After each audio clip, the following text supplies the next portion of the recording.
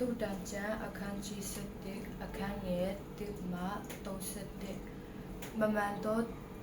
သောချင်းခွင်သည်ထာဝရဘုရားဆက်ရှုပ်ရွှင်ရှားတော်မူပွေမှန်သောအလေးမူကားနှစ်သက်တော်မူပွေဖြစ်၏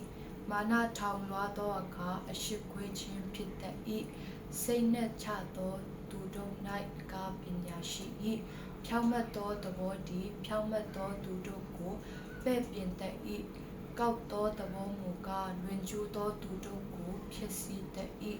အမျက်တော်တထွတ်သောကာလ၌စီးစိမ်ဥစ္စာသည်အကျိုးမပေးနိုင်ဖြောင့်မတ်ခြင်းပါရမီမူကားတည်ခြင်းမှကယ်တင်တတ်၏ဖြောင့်မတ်ခြင်းပါရမီသည်စုံလင်သောသူတို့ကိုပဲ့ပြင်တတ်၏မတရားသောသူမူကားမိမိမတရားသောအမှုအားဖြင့်ဆုံးရှုံးတတ်၏ဖြောင့်မတ်သောသူတို့၏ဖြောင့်မတ်သောသဘောသည်သူတို့ကိုကယ်တင်တတ်၏လွန်ကျူးသောသူတို့မူကားမိမိတို့အတ္တမ၌ကြော့မိတတ်ကြ၏ဆိုသောသူသည်တည်သောအခါမျောလင့်ခြင်းပြတ်တတ်၏မတရားသောသူ၏တောင့်တခြင်းလည်းပြတ်တတ်၏ဖြောင့်မတ်သောသူသည်ဒုက္ခထဲကထွက်မြောက်၍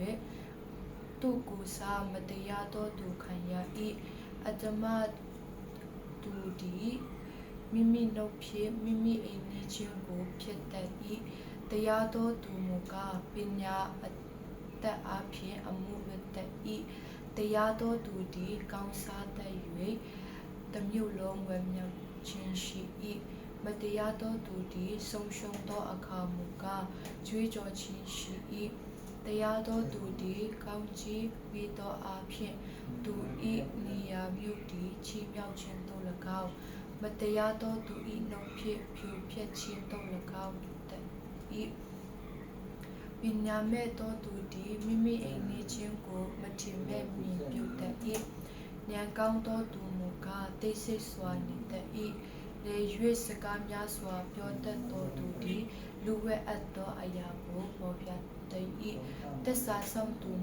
မူကားဝိထတတ်၏အကြံပေးနိုင်သောဉာဏ်မရှိပိသားတို့သည်ရှုဆုံးတတ်၏အကြံပေးနိုင်သောသူများရှိလျင်မူကားပြီးလွတ်တတ်၏အကျွမ်းမဝင်သောသူ၏အမှု၌အာမခံသောသူသည်အလွန်နာလိမ့်မည်လဝါချင်းရိုက်သောအမှုကိုလုံးသောသူမူကားစူးရိမ်စရာမရှိနှစ်သက်ပွေသောမိန်းမသည်ကိုယ်အတ္တရည်ကို၎င်းခွန်အားကြီးသောယောက်ျားသည်စီးစိမ်ကို၎င်းရတတ်၏တနာတတ်သောသူသည်မိမိကိုယ်၌ကျေးဇူးပြုတတ်၏ကြမ်းကြုတ်သောသူမူကားမိမိကိုယ်ပင်နှောက်ယှက်တတ်၏မတရားသောသူပြုသောအမှုသည်အမြဲမတည်တတ်ဖြောင့်မတ်ခြင်းတရားမျိုးစေ့ကိုကျင့်သောသူမူကားမြဲမှန်သောအကျိုးကိုခံရလိမ့်မည်ဖြောင့်မတ်ခြင်းတရားသည်အသက်ရှင်ခြင်းနှင့်ဆိုင်တကယ်တော့ဒုစရိုက်ကိုလိုက်ရှာသောသူသည်လည်းမိမိတည်ခြင်းတိုင်အောင်လိုက်ရှာတတ်၏တရားသဘောကောက်သောသူတို့ကိုထာဝရဘုရားသည်ဆက်ရှုပ်ရွှင်ရှာတော်မူ၏ဖြောင့်တော်လန်းတုတ်လိုက်သောသူတို့ကိုကမြစ်သက်တော်မူ၏လူစုတို့သည်အသင်းဖွဲ့တော်လဲအပြစ်ဒဏ်နှင့်မလွတ်ရကြဖြောင့်မတ်သောသူတို့၏အမျိုးအနွယ်မူကားလွတ်ရ၏တမာတတိမရှိအစင်းလာသောမိမသည်ဝမနှကောင်းပြ၌တက်သောရွှေတန်စာနှင့်သူ၏ဖြောင့်မတ်သောသူသည်မြတ်သောအရာကို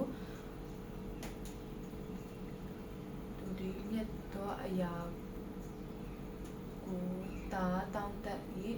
မတရားသောသူသည်မျောလင့်သောရာမူကားဒေါသအမျက်နှင့်ဆိုင်တည်းစွန့်ကြဲတော်လဲဥစ္စာသူပေါ်တတ်သောသူရှိ၏အထောက်မတန်စုသိမ့်၍ဆင်းရဲခြင်းသို့ရောက်တတ်သောသူလည်းရှိ၏စွန့်ကြဲတတ်သောသူသည်ကျွယ်ဝလိမ့်မည်သူတစ်ပါးကိုရေလောင်းသောသူသည်ကိုယ်တိုင်ရေလောင်းခြင်းအကျိုးကိုခံရလိမ့်မည်စပါးကိုတူထားသောသူသည်လူများကျင့်ဆက်ခြင်းကိုခံရလိမ့်မည်ရောင်းချသောသူ၏ကောင်း၌မူကားကောင်းကြီးမင်္ဂလာရှိလိမ့်မည်ကောင်းသောအရာကိုကြိုးစား၍ရှာသောသူသည်ကျေးဇူးကိုခံရလိမ့်မည် သူအကျိုးကိုဖြစ်ခြင်းကရှာကြံသော